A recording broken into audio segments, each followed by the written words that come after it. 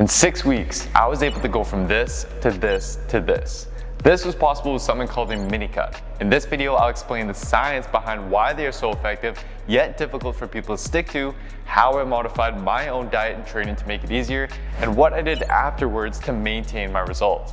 By the end of this video, you'll know exactly how you can implement them to lose fat quickly and keep it off. Alright, so let's start by breaking down what a mini cut is and how effectively it works. So the typical approach to dieting is to take it slow to lose fat at a sustainable pace.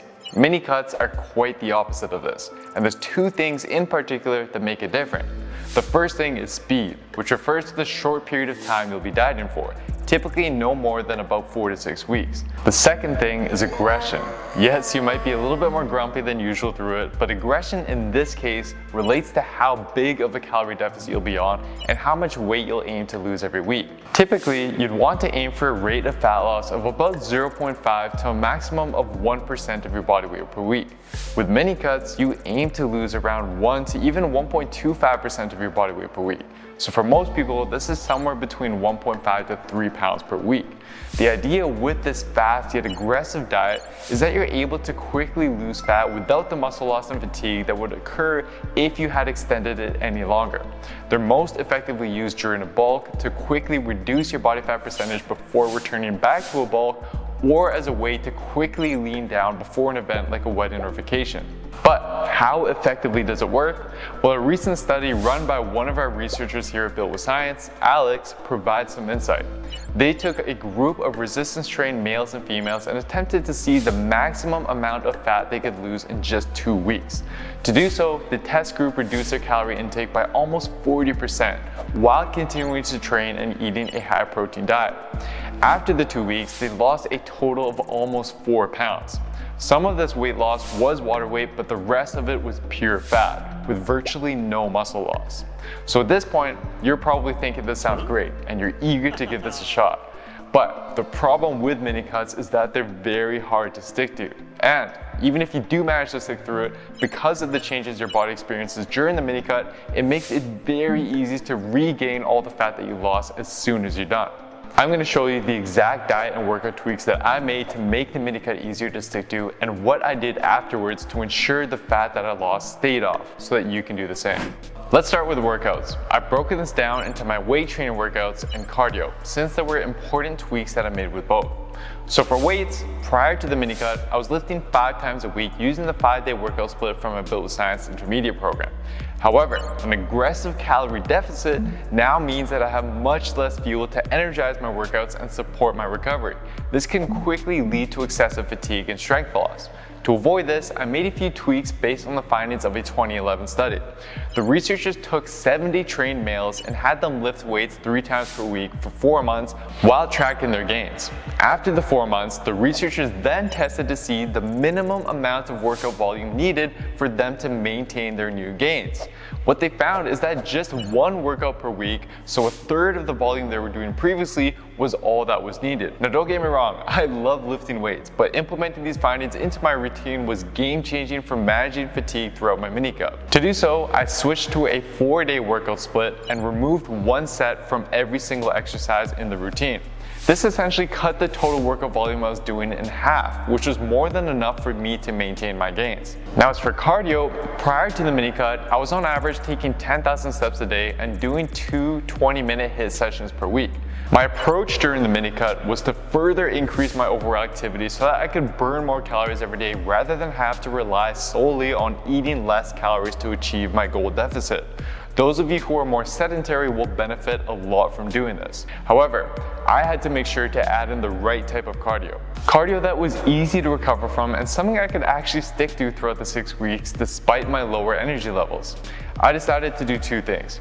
First, by taking more walks throughout the day and making frequent use of this under-desk treadmill at my office, I quite easily increased my daily step count to 15,000 steps a day on average. Second, I replaced my 2 20-minute HIIT sessions with something much easier to recover from. light cycling for 30 minutes 3 to 4 times a week. And I did this either indoor or outdoor on a road bike depending on how the weather was. Now my body responded really well to this routine. I recovered quickly, my energy levels during my workouts remained high, and it was something I could fairly easily stick to every day. However, these workout changes would not have been nearly as effective without the specific changes I made with my diet. The tweaks I made there are what enabled me to maintain my muscle and strength, keep my energy levels high during my workouts, and keep my hunger and cravings at bay. Alright, so now let's shift focus and talk about those dietary tweaks. So at the time, my body needed about 2,600 calories to maintain its weight. During the mini cut, I dropped this by 25%. This drastic drop in calories created two problems that I had to solve. First, I had to find a way to save most of my energy for my weight workouts so that I didn't end up losing a ton of strength and muscle. Second, I had to find a way to manage my hunger levels and cravings. To solve problem one, I was strategic in what specific foods I'd be eating less of. The minimal amount of fat that you should eat per day for your health is around 0.2 grams per pound of your body weight. So to cut calories from my diet while ensuring I still had enough carbs for energy and enough protein to maintain my muscle, I reduced my fat intake close to that minimum amount rather than considerably dropping my carb and protein intake. In addition to this, I strategically timed the ingestion of my carbs to best fuel my performance and recovery. This was done by saving most of my daily carb intake for my pre-workout meal to give me energy for my workout and my post-workout meal to help with recovery.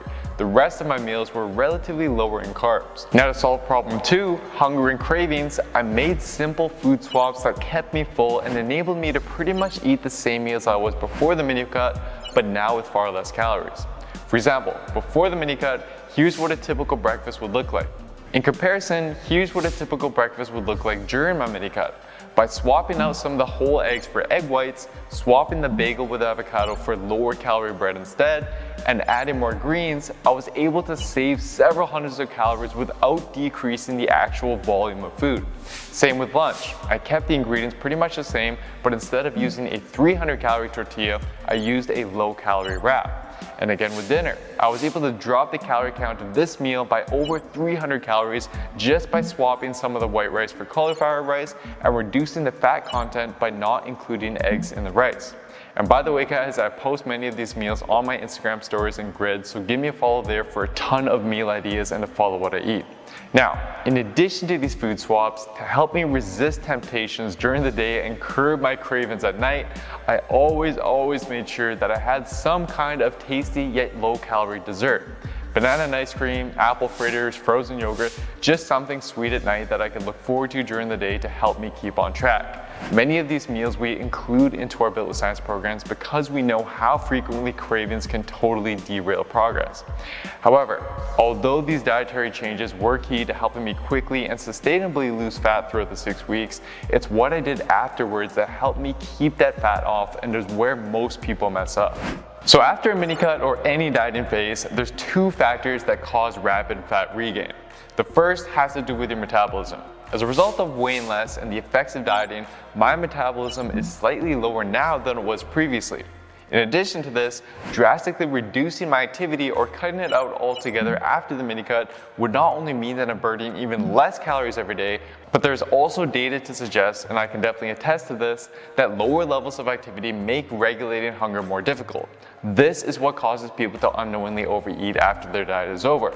To avoid this, members of my Built with Science programs use our nutrition software to pinpoint exactly how their metabolism changes. But for those who aren't on my programs, expect that your new maintenance calories may be slightly lower by 100 or 200 calories. Remain active by doing things you enjoy and can sustain, and just keep a close eye on your body weight.